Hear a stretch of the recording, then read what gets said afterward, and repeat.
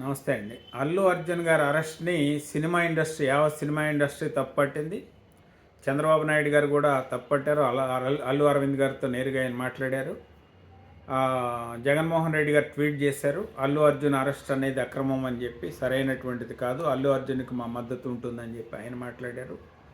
నిరంజన్ రెడ్డి గారు అని చెప్పి వైఎస్ఆర్ కాంగ్రెస్ పార్టీకి సంబంధించిన ఒక అడ్వకేటు, ఆయన అల్లు అర్జున్ గారి తరఫున వాదించి ఆయన బెయిల్ వచ్చేలాగా చూశారు. అంబటి రాంబాబు గారు కూడా అల్లు అర్జున్ గారికి మద్దతుగా ఒక ట్వీట్ చేశారు. అంటే బీజేపీ ఖండించింది, బీఆర్ఎస్ ఖండించింది, వైఎస్ఆర్ కాంగ్రెస్ పార్టీ ఖండించింది, తెలుగుదేశం పార్టీ కూడా ఖండించినట్టే కదా. దాన్ని బట్టి అంటే ఏంటంటే సినిమా ఇండస్ట్రీ మొత్తం కూడా ఖండించింది. అంటే అల్లు అర్జున్ గారి అరెస్టుకు సంబంధించి అందరూ కూడా తప్పుపట్టారు రేవంత్ రెడ్డి గారి ప్రభుత్వాన్ని. రేవంత్ రెడ్డి గారు అయితే దీన్ని ఖచ్చితంగా సమర్థించుకున్నారు. ఆయన అరెస్టుని ఎలా తప్పడతారు? గతంలో కూడా చాలామంది సినిమా ఇండస్ట్రీకి సంబంధించిన పెద్దల అరెస్టులు జరిగినాయి. సంజయ్ దత్ అరెస్ట్ జరగలేదా? సల్మాన్ ఖాన్ అరెస్ట్ జరగలేదా?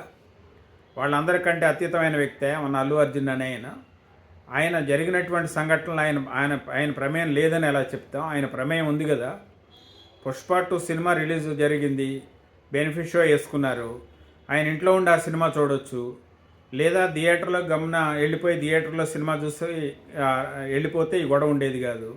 ఆయన అక్కడ రావటం, ఆయన టాప్లెస్ కారులో కనబడటం, అందరికి అభివాదం చేయటం, అభిమానులంతా ఆయన్ని చూడటం కోసం గుమిగూడి పరిగెత్తుకు రావటం, ఆ పరిణామంలో ఒక మహిళ వాళ్ళ కాళ్ళ మధ్యలో పడి నలిగిపోవటం, చనిపోవటం, వాళ్ళ కుమారుడు చావు బతుకుల మధ్యలో ఉండటం, ఇవన్నీ కూడా వీటన్నిటికి కారణం అల్లు అర్జునే కదా. అలాంటప్పుడు ఆయన పైన కేసు పెడితే అదేదో తప్పు చేసినట్టుగా పెద్ద ఎత్తున చర్చ జరగటం ఏంటి దానిపైన? చనిపోయినటువంటి మహిళ గురించి ఎవరు మాట్లాడరేంటి? ఆ పిల్లవాడి యొక్క చావు బతుకుల మధ్యలో ఉండే ఆ మహిళ యొక్క కుమారుడి గురించి మాట్లాడరేంటి? చట్టం తన పని తను చేసుకుపోతుంది. తప్పు చేసినప్పుడు శిక్ష ఎలా తప్పు అవుతుంది అని చెప్పి అల్లు అర్జున్ యొక్క అరెస్ట్ పైన బేషజారు లేకుండా ఇది కరెక్ట్ అనేటువంటి క్రమంలో రేవంత్ రెడ్డి గారు మాట్లాడినటువంటి వైనాన్ని కూడా మనం గమనించవచ్చు.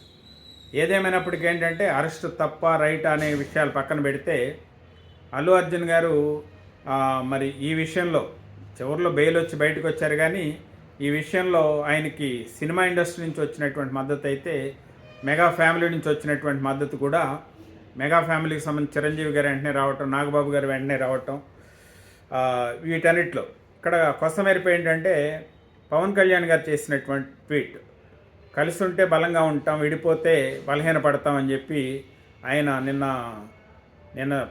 నిన్న మాట్లాడినటువంటి మాటలు, నిన్న చంద్రబాబు నాయుడు గారితో కలిసి మాట్లాడినటువంటి ఈ మాటలే ఆయన ట్వీట్గా పెట్టారు. అది ఆంధ్రప్రదేశ్ రాష్ట్రం గురించి పెట్టారా, లేకపోతే అల్లు అర్జున్కి సంబంధించి ఆయన చేసినటువంటి ట్వీట్ అనేది రాజకీయ వర్గాల్లో ఒక చర్చ అయితే జరుగుతోంది.